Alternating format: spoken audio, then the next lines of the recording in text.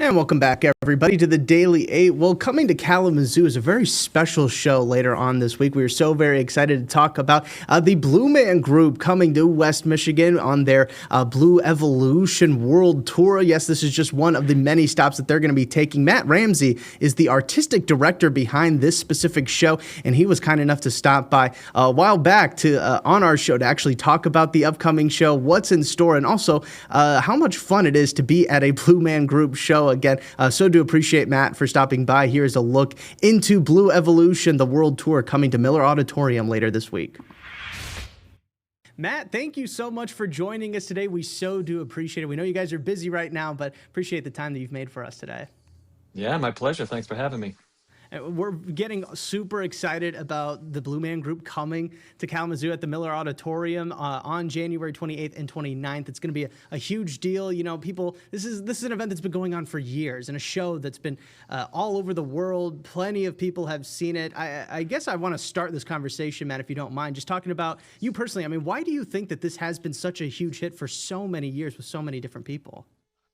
Yeah, it's a great question, and it's one that we're always exploring and trying to home in on. Like, what is the key ingredient that keeps people coming back to this show? But I really think it's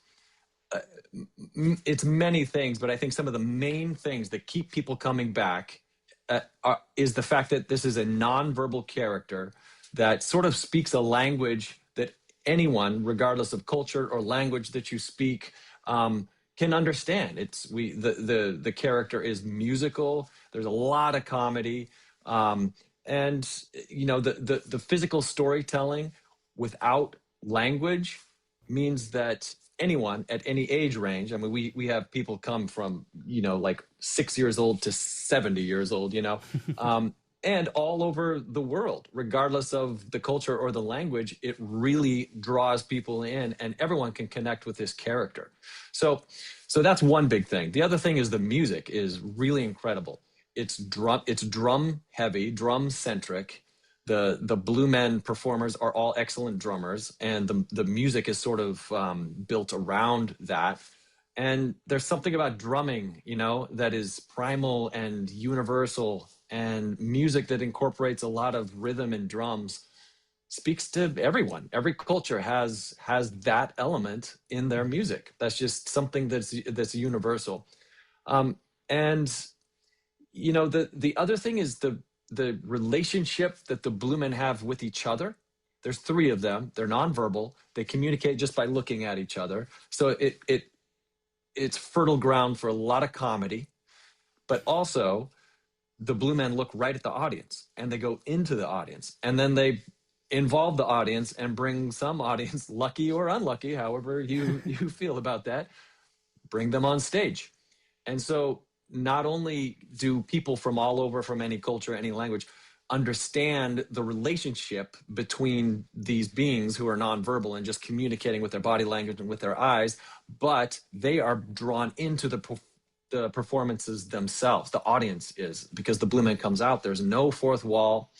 And by the end of the show, what starts out as something that's kind of mysterious and maybe at a distance, the character starts out at a distance from the audience. By the end of the show, the character is in the audience. Audience members have come up on stage and created music and artwork with the Blue Men. And by the end, it's just this huge conjoined collaborative party. So those are the things that in my opinion, are the things that keep people coming back year after year. And we're just really, really grateful that we have the opportunity to continue to share this version of the show.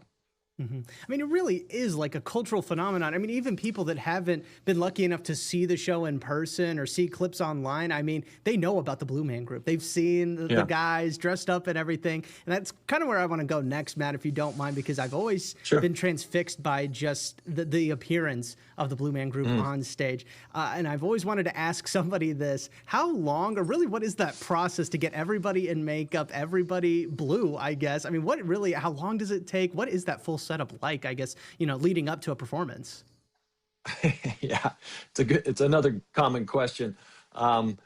It's messy. I'm not going to lie. It's messy. I started out as a performer. I made my first entree into the company as a blue man, and did it for years and years. And now, I've worked as a trainer and now a director. But it is, so I can speak with personal experience. It is a messy process. It takes about 30. If we were to sit down in our chairs and begin the process to get bald and blue, as we call it, it would take about 30 minutes.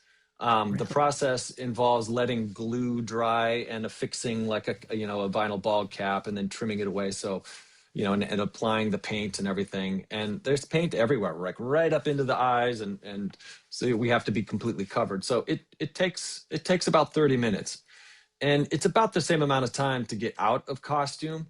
Um, it's like peeling off a band-aid. It can, it's not very comfortable. You get used to it, but then you had to get the glue off and all the paint and everything. So it's kind of involved. There's a lot of makeup remover and a lot of towels and rags involved. But so it's about 30 minutes getting in and 30 minutes getting out. Well, Matt, I'm sure it's probably very uncomfortable at the time, but honestly, 30 minutes in and out. I thought it would be way longer. So again, it kind of surprised me a little bit. And as a former performer yourself, you mentioned that the on stage there's no vocal inflections. Everybody's quiet, everybody's mute, everybody's communicating through eye movements, and just putting on the show. I mean, when you were up on stage, I mean, what was a little bit more difficult? Was it dealing with maybe some of the makeup and the different aspects to becoming blue and bald, or was it more so not being able to talk or say anything? It depends on the night or the phase. You become. It's like the cast that you are with in any particular show or tour really becomes family. You get to know them really well. You know what makes them laugh. You know what makes them tick. And so, depending on the show, you might get a combination of performers that are a little goofy and silly. And the challenge is not making each other laugh. So, that might be one challenge. On another night, it might be, feedback from the audience, people who are particularly vocal. Like, we've had people literally come on stage before who aren't supposed to be on stage at that moment. Sometimes it's fly. I've had fruit flies land in my makeup and like wiggle and buzz until they, eventually die. And that's incredibly uncomfortable, but you just have to stay in costume, stay in character, and you can't move. And you just deal with it. So, depending on the moment, depending on your cast, depending on the show each night, the challenges can be very different. Yeah, absolutely. And as the artistic director this time around, Matt, I mean, just when you guys are planning out a show and kind of stitching it together, we want this part, we want these aspects, we want this to be when we maybe bring or invite some people from the audience on stage or to be a part of the show. I mean, what really goes into that? How do you plan for something like this, something as unique and extraordinary as the Blue Man Group? It's a lot. It is a lot. We have a whole production team. We have a tour, people who are planning the route. We have to be able to we have to design a stage in a way that is collapsible. We can tear it down, put it in trucks and move it.